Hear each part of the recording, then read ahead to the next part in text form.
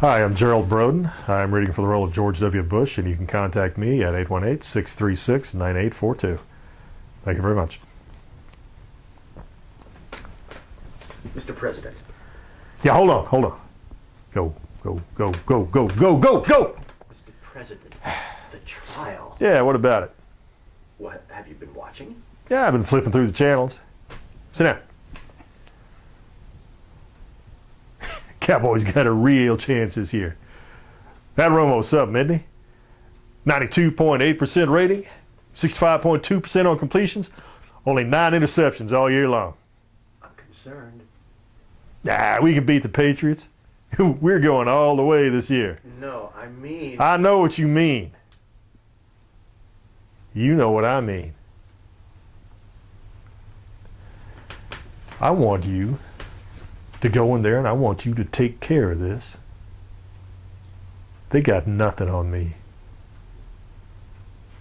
And you're smarter than all the rest of them. I want you to go and get her. What are you waiting on? Come on.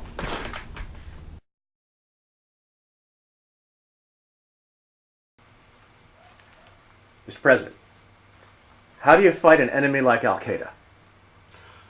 Osama bin Laden said the holy war, the jihad, is everywhere. So you have to take big steps to stop a monster like that. Now, why have there been no terrorist attacks on American soil since 9/11? Because we have gone on the offense.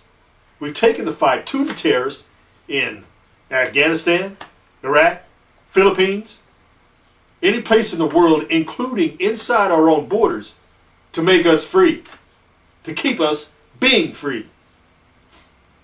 Now make no mistake, if I hadn't taken some of the actions I'm on trial for today, this very body might not be sitting here. Lest anyone forget, United Flight 93 was headed for Washington, D.C., targeting the United States Congress. Now, your alleged abuses of power, they have been compared to those of Richard Nixon, which ultimately led to his impeachment by the Congress and the House Judiciary Committee and his resignation. How would you respond? Nixon allowed his aides to testify, and it brought him down. Now, during my administration, I told my men not to even go before Congress, much less testify. What was Congress's response? Did they cut off any of my appropriations? Nope. Did they hold up congressional hearings? No. In fact, Congress desisted from using any of its checking power, including naming a special prosecutor that it could have employed to retaliate against your refusal to permit your employees now or in the past from testifying, because that testimony would have endangered national security. Right? By their actions, it was clear Congress wanted me to be as aggressive as I have been in the war on terror. And of course, that was when Congress was in control of both houses, right?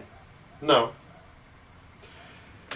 It's been true since '06 when the Democrats took over control of both houses. That's why I can't understand why they impeached me. They approved and funded everything I did. Like when I issued a presidential signing statement declaring we have the right to aggressively question suspected terrorists if we think it's necessary to gather foreign intelligence. Chief sponsor of the legislation opposing it, John McCain, said nothing. Well, why do you think you are being tried, Mr. President? Well, that's purely politics, son. My poll numbers are so low that the Democrats in Congress will think they can get reelected if they kick me when I'm down. Now you ask them if any of the candidates that are planning on forgetting about the powers that I have claimed while I was president. You ask them. Any of the ones who are running right now, they're going to claim them. They're going to use them when they get elected. And Mr. Fain, who authored these impeachment articles, He testified earlier that he has sent the American Freedom Agenda's pledge to all the candidates, seeking their repudiation of the things that the president has done and claimed. The pledge states that whoever signs it agrees to end the use of military commissions, to prosecute enemy combatants, restore habeas corpus, and torture captives, and domestic wiretapping without a warrant, and presidential signing statements. Now, none of the candidates, including Ms. Clinton. That's right. You ask her right now if she'll put her John Hancock on it. She won't. She knows, as did her husband, as do I, the necessity of the president doing what he needs to do in time of war. Mr. President, You can't vote against me unless you condemn President Clinton for military action in Kosovo and Bosnia without congressional approval. Did they pose a danger to the U.S.? He fired rockets into Khartoum and Afghanistan without congressional approval. You accuse me of adding statements to laws? you don't. Well, why didn't Congress impeach him for things instead of that Lewinsky thing? If you think I'm so bad, why didn't you, Senator Clinton? Why didn't you stop Senator Feingold's efforts to censor me? Really, Mr. President. Who are you to accuse me?